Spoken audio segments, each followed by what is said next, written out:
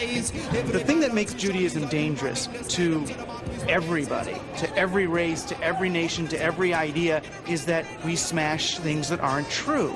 We don't believe in the boundaries of nation-state. We don't believe in the ideas of these individual gods that protect individual groups of people. These are all artificial constructions, and Judaism really teaches us how to see that. In a sense, our detractors have us right, in that we are a corrosive force. We're breaking down the false gods of all nations and all people because they're not real. And that's very upsetting to people. The Jews clearly control the media and the banks, investment banks, not the commercial ones, but the point is, they carry out in those realms the exact same principles that they display in sexuality. They undermine traditional life, and they deracinate society, tear out the roots. A real people derives its genius from the land, from the sun, from the sea, from the soil, you know? This is how they know themselves. But, like, Jews don't even have soil. The real Jew is a wanderer. He's a nomad. He's got no roots and no attachments, so he universalizes everything. He can't hammer a nail or plow a field. All he can do is buy and sell and invest capital and manipulate markets, and, you know, it's like all mental. He takes the life of a people that's rooted in soil, and then he turns it into this cosmopolitan culture based on books and numbers and ideas, and, you know, this is his strength. You can take the greatest Jewish minds ever. Marx, Freud, Einstein, what have they given us? Communism, infantile sexuality, and the atom bomb. In the mere 3 centuries, it's taken these people to emerge from the ghettos of Europe. They've ripped us out of a world of order and reason. They've thrown us into a chaos of class warfare, irrational urges, relativity, into a world where now the very existence of matter and meaning is in question. Why? Because it's the deepest impulse of a Jewish soul to pull at the very fabric of life till there's nothing left but a thread. They want nothing but nothingness. Nothingness without end. I do feel that there's something greater than myself, and I do have these experiences that you're talking about in your book, which are transcendent, and they give me a hint, an insight into some larger sense of my consciousness being interlinked with everyone else's consciousness, which forms a kind of an overall love, and maybe that love is the backdrop to the universe, and that's something worth calling God. Right, right. Well, this is one of the subtlest and most insidious consequences of religion, and especially moderate religion at this point in history, because it gives us the sense, even at its most benign, when it just inspires people to gather in beautiful buildings and think about their ethical commitments to one another and think about their deep experiences, it imparts the sense that there's no truly rational and non-divisive, non-sectarian way to do this. We have to pay lip service to ancient myths. We have to keep essentially Iron Age philosophy still humming on the hard drive.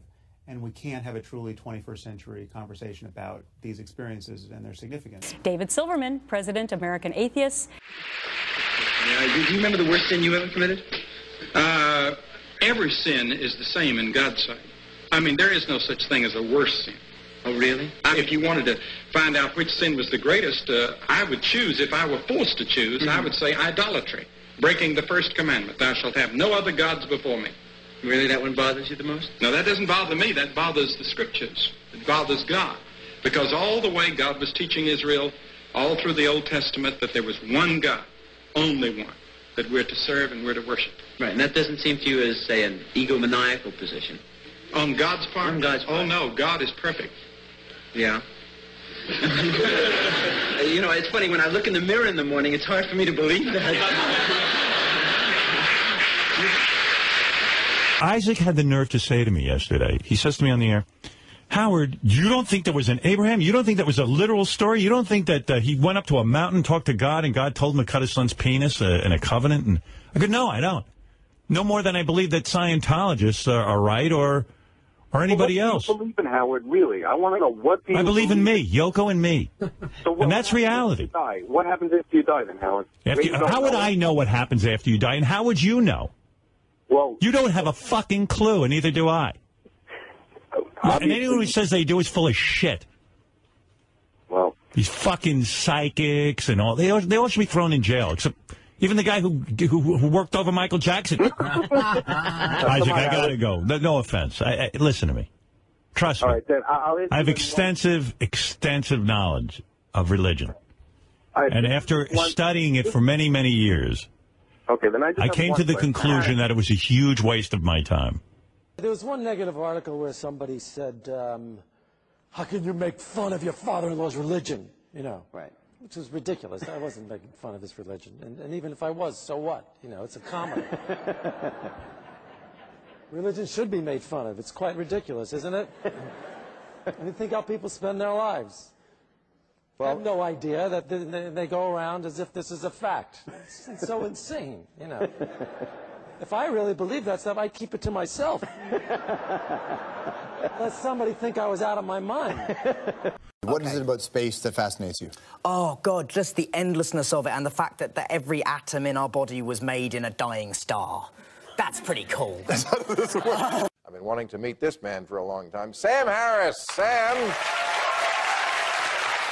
Finally. How you doing? I followed your work closely, as you know, and I'm so glad you're here. And you are a non-believer. Yes. And I know people are going to kill. Oh, Bill, you're always having your non-believer friends on the show. I don't have that many friends who are non-believers. I wish I did. But when I have one, I like to first find out your background, your evolution. How did you get to that place? Because most people are raised religiously. So how did you get where you are? And what advice would you give to kids today who want to break into atheism? Well,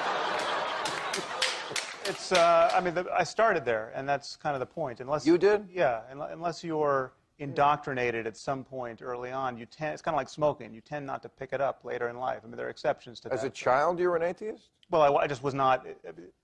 Atheism has no content. I mean, being an atheist is like being a non-astrologer. You know, no one gets taught to be a non-astrologer. You just don't get convinced by astrology. So what were your parents?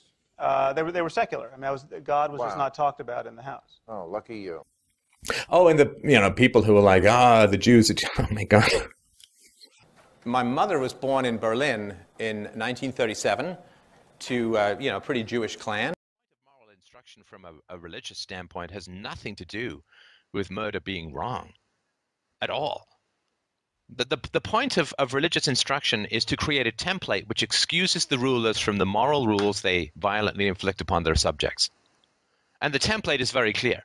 I mean, as you're aware, I'm sure, in the Old Testament, God kills everyone. Yeah.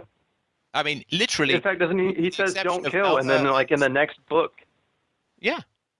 He kills everyone. He kills babies. He kills fetuses in the womb. He kills disabled people. He kills retarded people. He kills everyone except for Noah and some unicorns and some no koala bears because they don't go to Australia to pick them up, right? So God kills everyone and then says that virtue means not killing, which obviously means that God is as evil an entity as can be conceived of. We're breaking down the false gods of all nations and all people because they're not real. Because it's the deepest impulse of a Jewish soul to pull at the very fabric of life till there's nothing left but a thread.